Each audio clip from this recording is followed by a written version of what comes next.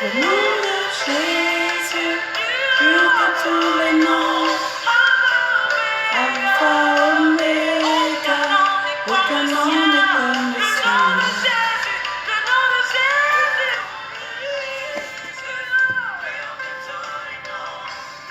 Allô.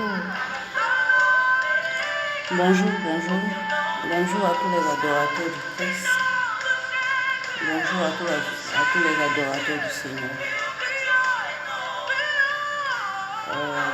Vous allez vous habituer à mon visage parce que désormais je serai avec vous pour partager les messages que j'ai sur le cœur, que j'ai en mon âme, que je reçois de notre Seigneur. Ce matin, je voudrais dire à quelqu'un que Dieu te bénisse abondamment. Je voudrais te dire que le nom de Jésus est au-dessus de tout autre nom. Un homme ne peut remplacer Jésus. Une dénomination ne peut remplacer Jésus. Une église ne peut remplacer Jésus. Il est au-dessus de tout nom et il est pur. En lui, il n'y a pas un grain de souillure. Donc, je voudrais dire à quelqu'un, réconcilie-toi avec ta Bible. C'est le meilleur guide. Réconcilie-toi avec ta Bible. C'est le meilleur guide. Donc ce matin, nous allons aller avec un petit passage dans Matthieu 7. On va faire une petite lecture, un petit partage. Et je sais que ce petit partage va faire du bien à quelqu'un. Parce que plus nous nous taisons, nous qui recevons des messages, pas peur de les donner, j'ai un peu envie de dire par lâcheté, le peuple de Dieu se meurt parce qu'assoiffé de quelque chose. Parce qu'à l'intérieur d'eux, ils recherchent quelque chose qu'ils n'ont pas encore trouvé. Et d'autres pensent que c'est des miracles. C'est un miracle qui va le remettre en vie, qui va lui donner la joie. Un autre pense que c'est qu'un homme de Dieu va lui imposer la main, qu'il va se sentir bien. Un autre pense que c'est quand il sera membre de telle église qu'il va sentir cette paix-là qu'il recherche. Mes frères et sœurs, nous faisons fausse route. Adorons Dieu en esprit et en vérité. Laissons les églises. Laissons les noms. Laissons ces maisons de fortune. Revenons à Dieu. S'il vous plaît. Le Seigneur pleure. Parce qu'il a mal. Revenons à Dieu. Réconcilions-nous avec la parole. C'est elle seule qui peut nous guider. C'est elle seule qui peut nous donner le vrai chemin, le bon sens. Toute notre intelligence, ça doit venir d'ici.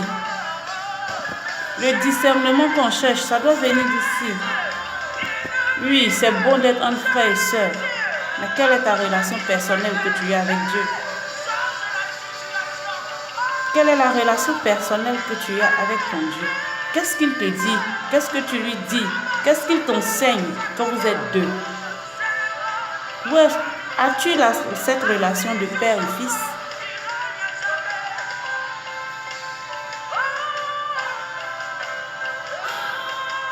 Mon peuple se meurt par manque de connaissance. La parole de Dieu n'est pas compliquée à comprendre. Il suffit de lire la parole et de dire Saint-Esprit, explique-moi ça, je ne comprends pas. Il va te l'expliquer.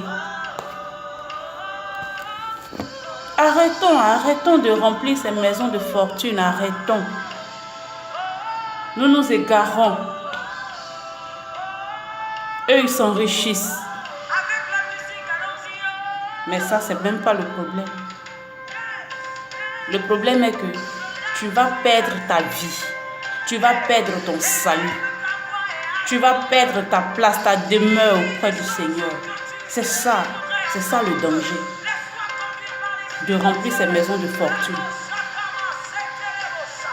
Parce que l'église de Dieu, ça se reconnaît.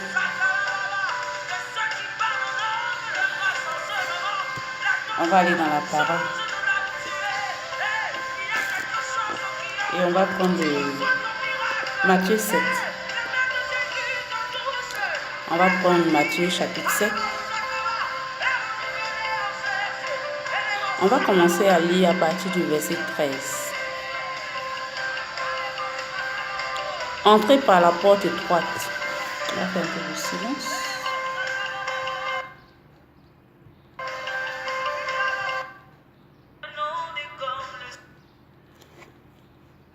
Alors Matthieu 7, à partir du verset 13. Entrez par la porte étroite, car large est la porte spacieux. Car large est la porte, spacieux est le chemin qui mène à la perdition. Et il y en a beaucoup qui entrent par là. Entrez par la porte étroite, car large est la porte, spacieux est le chemin qui mène à la perdition. Et il y en a beaucoup qui rentrent par là.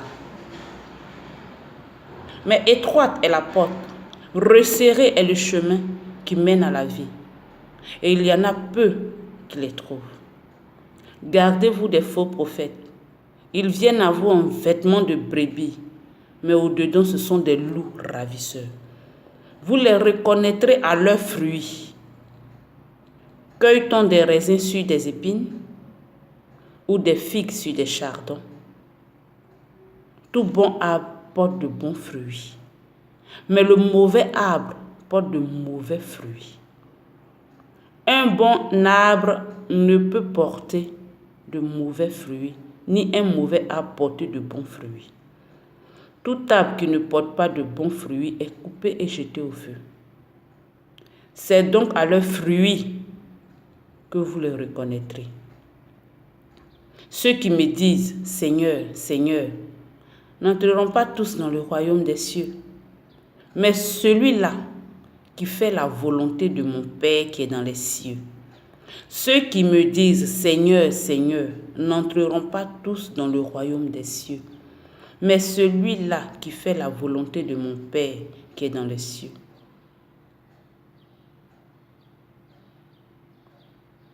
Plusieurs me diront en ce jour-là, « Seigneur, Seigneur, n'avons-nous pas prophétisé par ton nom? N'avons-nous pas chassé des démons en ton nom? N'avons-nous pas fait beaucoup de miracles par ton nom? » Alors je leur dirai ouvertement, « Je ne vous ai jamais connu. Retirez-vous de moi, vous qui commettez l'iniquité. »